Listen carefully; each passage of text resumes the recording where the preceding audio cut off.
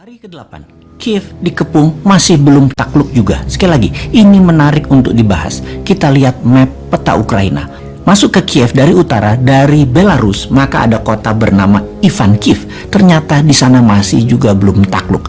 Masih terjadi perlawanan dengan strategi perang kota, petak umpet di antara gedung-gedung membuat pasukan darat Rusia terhambat. Kita ke sisi timur, kota terdekat Rusia yang terjauh dari Kiev sekitar 400 km.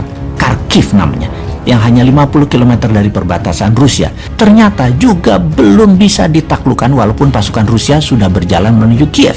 Kharkiv belum takluk. Kita ke tengah, konvoi pasukan Rusia tertahan di kilometer 30 dari Kiev di hari ke-8 serangan invasi ke Ukraina. Konvoi dengan panjang 60 km adalah serangan tergila dalam sejarah modern dari darat. Ternyata tertahan di tengah. Strategi Ukraina pakai perang gerilya di perkotaan ditambah semangat penduduk sipil bergerak membantu tentara Ukraina membuat tentara Rusia tertahan. Strateginya pertama-tama adalah didiamkannya pasukan Rusia di depan yang seakan-akan tanpa hambatan, kemudian diserang, dipotong di tengah, dijebak di tengah. Ini persis strategi capit udang yang di zaman Gajah Mada sering dilakukannya ketika penaklukan. Kita jelaskan sebentar strategi capit udang ini secara sederhana. Misalnya, ada demo di depan Istana Negara nanti di zaman Nyumain berkuasa. Cara capit udang akan dipakai lebih banyak karena lebih efektif ketimbang strategi di Radameda atau di Rodomedo. Tuh, apalagi tuh di Rodomedo. Kita kembali ke pelajaran sejarah Nusantara sebentar, ke pelajaran zaman SD. Zaman saya SD di kampung dulu tentunya. Kalau sekarang nggak tahu ada apa nggak pelajarannya. Capit udang versus di Rodomedo. Dalam penanganan demo atau perang, di Rodomedo adalah strategi perang zaman Majapahit di zaman Panglima Gajah Mada yang arti harafiahnya adalah diseruduk gajah, dogfight. Pendemo dihadang polisi depan-depanan, itu dogfight. Ini biasanya yang menang, yang rapih, yang lengkap senjatanya, yang posisinya lebih tinggi atau lebih atas. Kalau yang nyerang di bawah posisinya capek mereka perangnya. Yang di atas pakai gravitasi, didorong alam. Di Rodomedo adalah bahasa lain, sekali lagi, diseruduk gajah. Dipakai di Wakanda sejauh ini dalam penanganan demo yang sesungguhnya tidak efektif. Sebaiknya pakai capit udang atau supit udang yang juga tersering Gajah Mada pakai. Kalau ada pendemo, pasukan penjaga di depan sedikit aja yang posisinya seruduk gajah, tapi yang di samping dibanyakin. Ketika pendemo masuk ke depan, maka pasukan samping masuk potong di belakang pendemo. Sehingga misalnya ada 3.000-an pendemo, yang 300-an masuk ke depan, dikurung dari belakang, yang 300-an terjepit dan terkurung. Ini pastinya cepat diam mereka yang di tengah karena dikepung 360 derajat. Melihat temannya dikepung yang sisanya yang 2.500-an, pasti mundur maju ragu karena kalau bergerak yang 300 bisa dalam tanda petik mati. Jadi biasanya cepat usai perang tersebut. Kalau pendemo nanti yang 300-an itu reda, duduk mereka. Lalu kemudian masuklah bosman duduk sejajar. Mau apa kalian? Yuk ngobrol.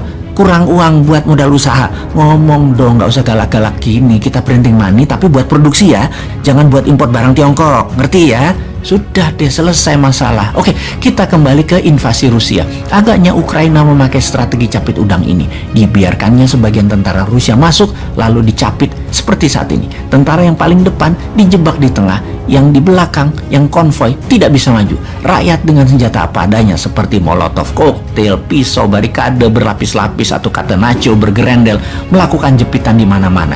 Tinggal tentara Ukraina dengan snipernya tembak-tembakin tentara Rusia yang kejebak di tengah. Ukraina sudah menyebarkan ribuan senjata diberikan ke penduduk karena ada wajib militer di sana. Semua orang jadi bisa pegang senjata. Itulah strategi Numan juga nanti.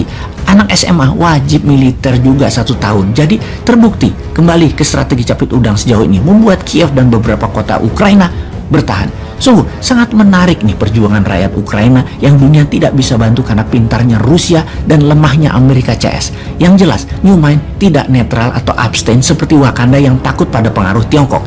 Kita, New Mind, akan mengatakan pro rakyat tertindas, yaitu pro Ukraina, pro life, dan pro humanitarian. Semangat berjuang galan people of Ukraine. Walau peluang kalian kecil di bawah serangan Rusia yang masif, namun hak hidup dan semangat nasionalisme kalian kami dukung dalam doa. Kalianlah pemenang sebenarnya. Наши действия будут зависеть не от хода переговоров, а от безусловного обеспечения безопасности России сегодня и на историческую перспективу. В этой связи мы ясно и четко дали понять, что дальнейшее движение НАТО на восток неприемлемо. Ну чего здесь непонятного? Мы что ли ставим ракеты рядом с границами Соединенных Штатов? Нет.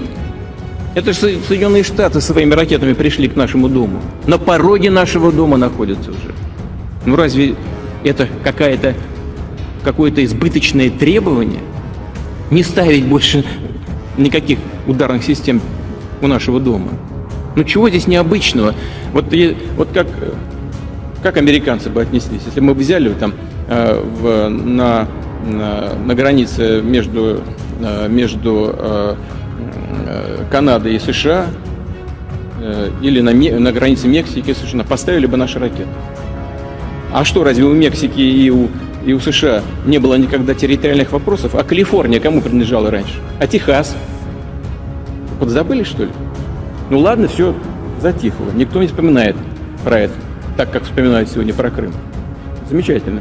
Но и мы стараемся не вспоминать о том, что как Украина-то складывалась. Кто ее создал-то? Ленин Владимир Ильич, когда создавал Советский Союз. Договор 22 года союзный и 24 год Конституции. Правда, после его смерти, но по его принципам создан. Значит, вопрос в безопасности. Но сейчас бог с ней с историей. Вопрос в обеспечении безопасности. Поэтому нам важен не ход переговоров, нам важен результат. Ну разве мы не знаем? Я же много раз уже об этом сказал. И вы наверняка знаете хорошо.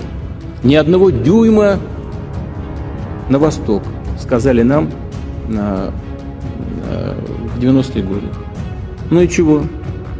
Надули. Просто нагло обманули. 5 волн расширения НАТО. И теперь уже, пожалуйста, в Румынии, сейчас в Польше появляются